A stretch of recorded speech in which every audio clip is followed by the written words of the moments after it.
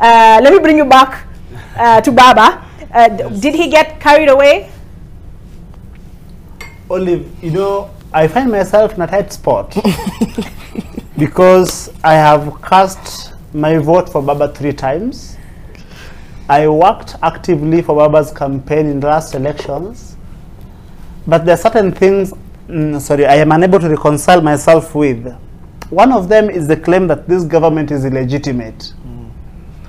That statement in itself is an insult to the intellect of the people of Kenya.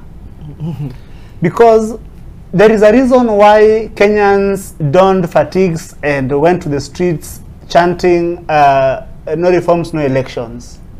I mean, those young people were in the streets, those were us. Part of why we were saying no reforms, no election, because we had the moral force of the Supreme Court determination in our favor. When we said when Baba has announced the minimum reforms, we had expected the Jubilee administration then to move with speed, enact changes if necessary, but then there was a question of the time constraints. So when the repeat elections was called and Baba did not participate, we supported that. I personally supported that position. But then we engaged in what was called the People's Assemblies. Part of the People's Assemblies was to put pressure on the government. If anything, if there was a government that was illegitimate, I would tell you, then it was Uhuru's second term. But then what happens is that handshake came, and handshake effectively demobilized us. When I say us, I mean us who were around Mzee, the NRM, and the ODM fraternity, who are, I mean, essentially us.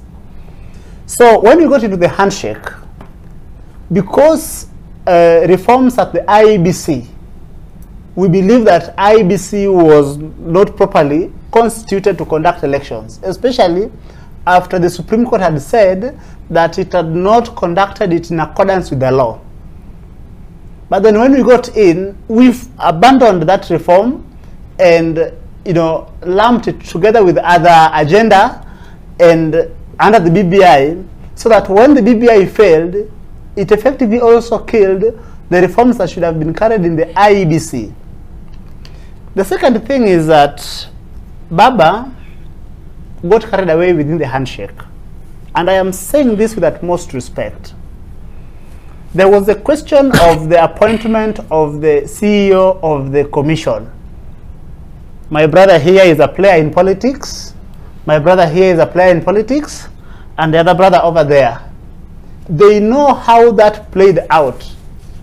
The handshake team slept on the job, and the team that was constantly monitoring how things should be, how the game should be played, ended up with a commissioner, with the CEO of the commission, that they had wanted. The Azimio candidate lost. Then it came to the commission now.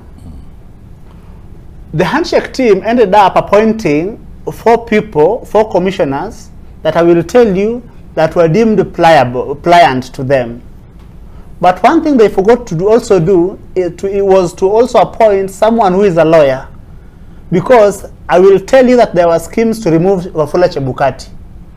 But then when we had the new commissioners coming, it is when they were in office that is when they realized that one, the vice chairperson was not a lawyer. And therefore, but what does the law say?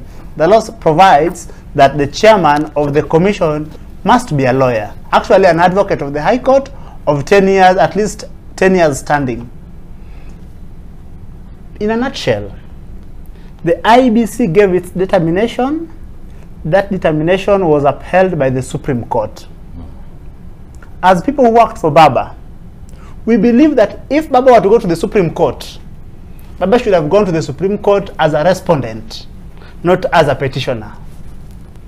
The Supreme Court now being functus officio, and the decision of the Supreme Court in the question to the in relation to the election to the office of the president being res judicata, meaning it has been settled. When anyone is attempting to say that this government is illegitimate, one, that person is unnecessarily inciting the young people of Kenya against this government, and secondly, he is taking the people of Kenya for a ride. We are told that we need to invite the Commonwealth Secretary to come and audit the IBC servers. The first question is, the Commonwealth Secretary is coming on what basis? If you read the UN Charter, there is the basis upon which other countries may interfere with the affairs of other countries. It is usually in instances of open hostilities where the country's security forces have turned their guns on women and children, or generally what is called an unarmed population, the civilian population. To tell us that the Commonwealth Secretary will be, I mean, we are a sovereign country. So that is also another instances where Kenyans are taken for a ride, and I almost used one of the adjectives of the Supreme Court. But I remember protesting on this very show that those words were less than judicious. Yeah. Okay. So as I finish, now let me say this. It is I must make this point that I even find it difficult today to join my coalition in what they call the consultations, because I believe this government is legitimately in office. Losing the election narrowly does not undermine the credibility of a president or of a government.